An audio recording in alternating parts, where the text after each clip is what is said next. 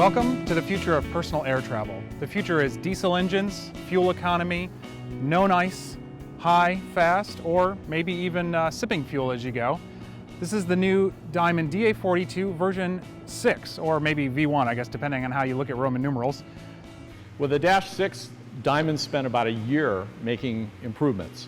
Mostly it's aerodynamic cleanup. You have the same engines, the same 168 horsepower that you saw the Austro Mercedes-derived engines of the NG. For example, more than 200 screws are now flush instead of having the rounded tops. The propellers are brand new. The previous DA-42 had what we like to think of as matchstick, kind of skinny propellers. These look like real airplane propellers, actually not very different from what we have on our DA-40. Of course, these can be feathered besides being constant speed props.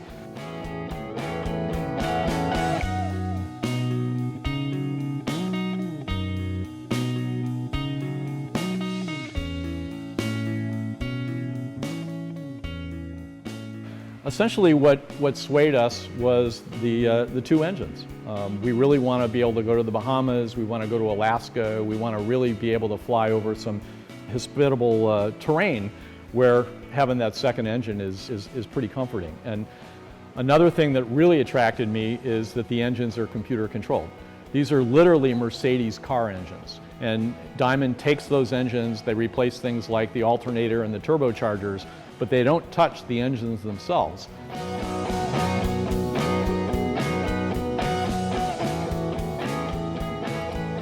If you're used to flying Lycomings or Continentals, or even Rotax really, the startup and shutdown procedure of these Austro engines is going to be a little weird, and in a lot of cases, a little boring.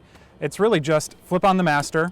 If the engine's cold, you wait for a glow plug indication. In this case, the engines are a little warm, and then it's turn the key, just like a car.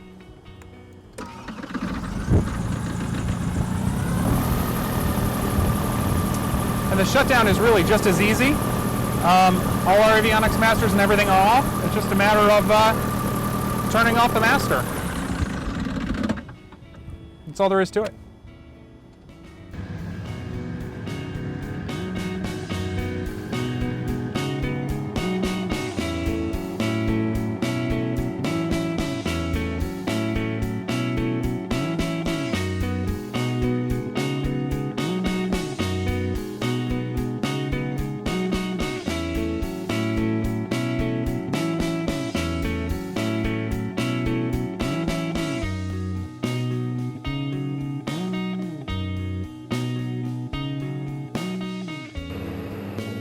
And the advantage of FADEC, among other things, is that the computer figures it all out for you.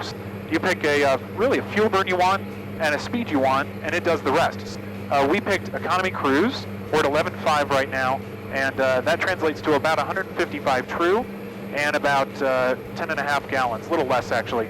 And that's not 10.5 gallons aside, that's 10.5 total. And it really is so easy. All you do is set the power, that's climb, cruise, descent, everything. It just stays there. There's no lean a peak, glitch a peak. It does it all. It's very easy to interpret. If you're used to flying a DA-40, the 42 is an easy transition. The 40 is known to be kind of a slippery airplane, hard to come down and slow down, but the 42 is a little easier. You pull the throttles all the way back, and you really get a lot of drag from the props. And the other nice thing is that the gear, you can operate it, bring it down all the way to redline. So if you need more drag, put the gear down.